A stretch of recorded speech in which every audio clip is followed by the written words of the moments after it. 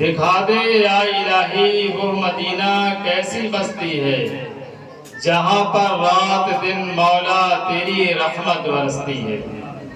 دکھا دے یا الہی وہ مدینہ کیسی بستی ہے جہاں پر رات دن مولا تیری رحمت برستی ہے۔ حاجیو آؤ شہنشاہ کا روضہ دیکھو، حاجیو آؤ شہنشاہ کا روضہ دیکھو، کعبہ تو دیکھ چکے اب کعبے کا کعبہ دیکھو، کعبہ تو دیکھ چکے اب کعبے کا کعبہ دیکھو۔ اے عزیزان ملت اسلامیہ،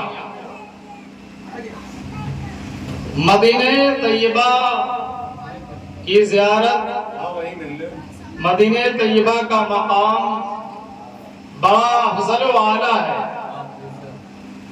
وہ مدینہ جو اس سے پہلے یثرب کے نام سے یاد کیا جاتا تھا، لوگ بیماریوں کا شہر کہتے تھے، لیکن جب میرے مصطفیٰ صلی اللہ علیہ وسلم نے اس سرزمین پر قدم رنجہ فرمایا، اپنا قدم مبارک رکھا، تو وہ یثرب مدینہ طیبہ ہو گیا۔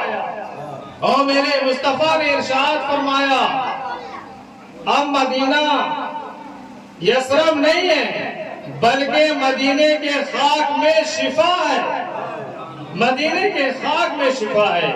اے عزیزان گرامی، مدینہ بڑا مبارک شہر ہے، اور وہ ایسا شہر، یہ ایسا شہر جس میں علماء کا اختلاف ہے۔ کوئی مکے کو افضل کہتا ہے، کوئی مدینے کو افضل کہتا ہے۔ کچھ علماء کی جماعت مکے کو افضل بتاتی ہے، کچھ علماء کی جماعت مدینے کو افضل بتاتی ہے۔ یہ علمی اختلاف ہے جو علماء کے درمیان تھا، جو آپس میں اختلاف ہے۔ یہ علمی اختلاف پر علماء کا اختلاف کی مدینہ افضل ہے، کوئی کہتا مکہ افضل ہے۔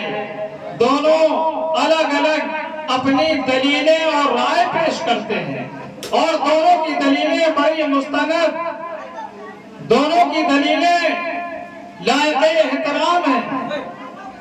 اور دونوں راستوں سے ایک تیسرا راستہ حضرت سیدنا عبدالحق محدث دہلوی رحمت اللہ علیہ نے عطا کیا۔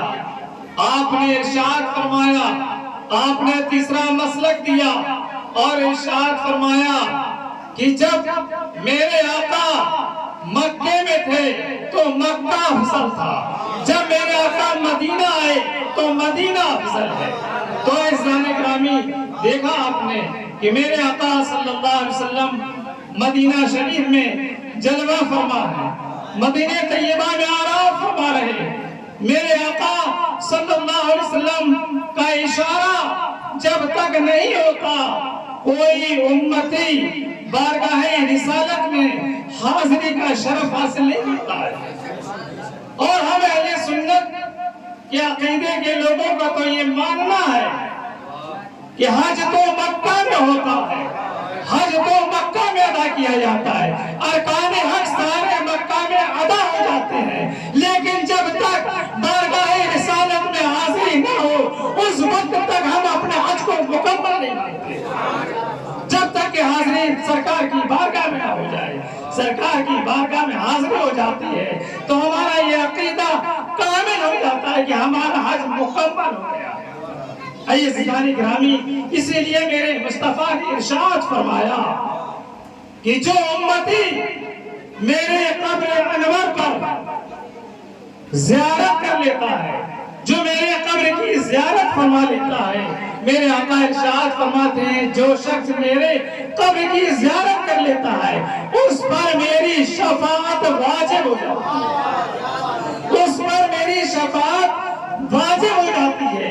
اسی زمن میں ایک حدیث پاک یاد آئی، درود پاک پڑھیے گا، اللہم صلی علی سیدنا و شفیعنا و نبینا ومولانا محمد وبارک وسلم صلاۃ و سلام علیک یا رسول اللہ۔ پیارے آقا پیارے مصطفیٰ صلی اللہ علیہ وسلم ارشاد فرماتے ہیں اللہ نے دو چیزیں پیش کی اور فرمایا اے میرے محبوب ان میں جو چاہو منتخب کر لو۔ پہلی چیز اللہ کا حکم ہوا ہے میرے محبوب تمہاری عادی امت کو بخشتے ہیں، چاہو منتخب کر لو۔ یہ شفاعت عطا کرتے ہیں تم کو، شفاعت تمہارے ذمہ دیتے ہیں، اس کو چاہو اس کو منتخب کر لو۔ میرے آقا فرماتے ہیں کہ دونوں چیزیں میرے مابین تھیں، ایک میری امت کی عادی امت کی شفاعت، دوسری میرے ہاتھ میں شفاعت، تو میں نے شفاعت کو قبول فرما لیا، شفاعت کو چن لیا، شفاعت کو منتخب کر لیا۔ صحابہ نے عرض کیا یا رسول اللہ میرے آقا آپ کی شفاعت کیا پرہیزگاروں کے لیے ہوگی، کیا تقوی والوں کے لیے ہوگی، کیا نیک لوگوں کے لیے ہوگی؟ میرے آقا نے ارشاد فرمایا نہیں نہیں، میری شفاعت میری ان گناہگار امت کے لیے ہوگی جو اپنے گناہوں کی وجہ سے جن پر دوزخ واجب ہو چکی ہے، ان پر میری شفاعت ان کے لیے ہوگی۔ اے میرے آقا صلی اللہ علیہ وسلم کی شفاعت در قربان چاہیے۔ اے اسلانے گرامی میرے آقا نے شفاعت کو منتخب فرمایا۔ وہ میرے آقا صلی اللہ علیہ وسلم مدینہ طیبہ میں تشریف فرما ہے، حالانکہ کوئی مدینہ کو افضل جاننے والا عظمت مکہ کا منکر نہیں، کوئی مکہ کو افضل جاننے والا مدینہ طیبہ کی عظمت کا منکر نہیں ہے، لیکن حضرت عبدالحق محدث دہلوی نے یہ ہم کو عقیدہ دیا کہ جب میرے آقا مکے میں تھے تو مکہ افضل، اور جب مدینے میں آئے تو مدینہ افضل۔ اور یہی وجہ تھی کہ جب میرے آقا صلی اللہ علیہ وسلم نے صف اول کے بارے میں ارشاد فرمایا کہ صف اول کی سب سے زیادہ فضیلت ہے، تو یہی تو وجہ ہے کہ صف اول کی جب فضیلت ہے تو جب امام جہاں پر مصلی بچھائے منبر پر ہوتا ہے اور اس کے قریب محراب کے جو صف ہوتی ہے اس کو صف اول کا شرف حاصل ہے، اس کو صف اول کا شرف حاصل ہے، لیکن ہم جیسا امام جب اس مصلی کو 1400 سال کے بعد اس محراب سے اٹھا کر کے صحن میں ڈال لیتا ہے تو صف اول جب صحن میں بنے گی تو وہ فضیلت صف اول کو صحن میں شرف حاصل ہو جاتا ہے۔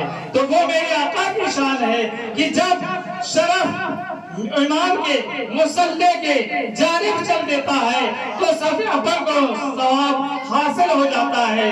تو میرے آقا جہاں پر تشریف لے جائیں وہی مقام افضل ہو جایا کرتا ہے۔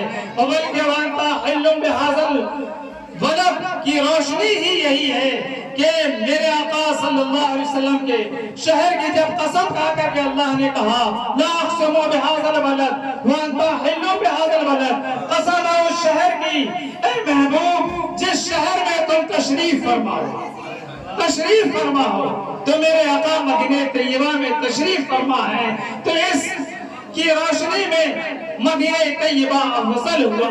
اے عزیزان گرامی حضرت شیخ شہاب الدین سہروردی رحمت اللہ علیہ کی بارگاہ میں ایک مرید حاضر ہوا اور عرض کیا شیخ صاحب ایک مسئلہ دریافت کرنے آئے۔ آپ نے فرمایا کیا دریافت کرنا چاہتے ہو، کیا دریافت کرنا چاہتے ہو؟ تو اس نے فرمایا اے شیخ صاحب میں دریافت یہ کرنا چاہتا ہوں کہ جنت افضل ہے یا مدینہ افضل ہے، جنت افضل ہے یا مدینہ افضل ہے۔ میرے آقا صلی اللہ علیہ وسلم کے شہر کے تعلق سے حضرت شیخ شہاب الدین سہروردی رحمت اللہ علیہ نے ارشاد فرمایا اے مرید سن، مدینہ افضل اس لیے ہے کہ میرے آقا صلی اللہ علیہ وسلم تشریف فرما ہے، اس نے فرمایا ساری کائنات میں سب سے افضل جگہ کون؟ حضرت شیخ صاحب الدین رحمت اللہ علیہ نے ارشاد فرمایا جس مقام پر میرے آقا آرام فرما وہ سرزمین ساری کائنات میں سب سے افضل ہے، سب سے افضل ہے۔ تو اس نے ارشاد فرمایا اے شیخ اگر مدینہ افضل ہے تو جنت کی آرزو کیوں کریں؟ تو جنت کی آرزو کیوں کریں؟ تو میرے آقا نے کہ اس شہر کے تعلق سے حضرت شیخ شہاب الدین سہروردی رحمت اللہ علیہ ارشاد فرماتے ہیں اے شخص سن، جب آقا مدینے میں ہے تو مدینہ افضل ہے، جب آقا جنت میں ہوں گے تو جنت افضل ہوگی، جب آقا جنت میں ہوں گے تو جنت افضل ہوگی۔ اے عزیزان گرامی، یہ مدینہ طیبہ کا مقام ہے کہ میرے آقا صلی اللہ علیہ وسلم جہاں تشریف لے گئے افضل کا شرف اسی سرزمین کو حاصل ہو گیا، اسی سرزمین کو حاصل ہو گیا۔ اے عزیزان گرامی، اسی لیے میرے آقا صلی اللہ علیہ وسلم نے فرمایا کہ ریاض الجنہ آپ کے مصلی کے قریب جو جگہ ہے اس کو ریاض الجنہ کہا گیا۔ ہر حاجی، ہر عمرہ کرنے والا یہ خواہش رکھتا ہے کہ اس ریاض الجنہ میں 2 رکعت نماز نفل پڑھنے کا موقع فراہم ہو جائے، فراہم ہو جائے، مدینہ طیبہ کی گنبد خضرا کی زیارت ہو جائے۔ الحمدللہ حاجی نعیم صاحب قبلہ ہمارے ساتھ تھے، ہم لوگ مدینہ طیبہ سے مکہ معظمہ سے جب حج مکمل کرنے کے بعد مدینہ طیبہ حاضری ہوئی، اپنے قیام پر اپنا سامان ڈالا اور ڈالنے کے بعد سارے لوگ ناشتے اور کھانے میں لگ گئے۔ ہم لوگوں نے کہا کہ کوئی ناشتہ اور کھانا نہیں کھانا ہے، سارا سامان رکھنے کے بعد سب سے پہلے اللہ کے رسول کی بارگاہ میں سلام پیش کرنا ہے۔ اور ہم لوگوں نے سارا سامان چھوڑا اور اپنی بلڈنگ سے اترنے کے بعد پتہ کیا کہ روضہ رسول صلی اللہ علیہ وسلم کا راستہ کون سا ہے۔ بتاتے گئے، راستہ فراہم ہوتا گیا اور آگے بڑھتے گئے، بڑھتے بڑھتے مدینہ طیبہ کے اس راہ پر پہنچ گئے کہ سامنے میرے آقا کا نظر آ رہا تھا اور ہم لوگ درود و سلام پڑھتے ہوئے آگے بڑھ رہے تھے۔ سرکار کے باؤنڈری کے قریب پہنچتے ہیں اور سب سے پہلے باؤنڈری کے گیٹ پر جانے کے بعد ہم لوگوں نے سرکار کا سلام پیش کیا اور اس کے بعد سلام پیش کرنے کے بعد پھر واپس اپنی قیام گاہ پر آنے کے بعد پھر ناشتہ و پانی کرتے ہیں۔ اے عزیزان گرامی، وہ مقام مدینہ ہے جس کی فضیلت بڑی افضل و اعلیٰ ہے، جس کا مقام بڑا بلند ہے۔ یہی آرزو ہر شخص رکھتا ہے، اسی لیے تو کہا گیا دکھا دے یا الہی وہ مدینہ کیسی بستی ہے جہاں پر رات دن مولا تیری رحمت برستی ہے۔ اسی لیے اعلیٰ حضرت نے کہا حاجیوں آؤ شہنشاہ کا روضہ دیکھو، کعبہ تو دیکھ چکے اب کعبے کا کعبہ دیکھو۔ وآخر دعوانا الحمدللہ رب العالمین۔ السلام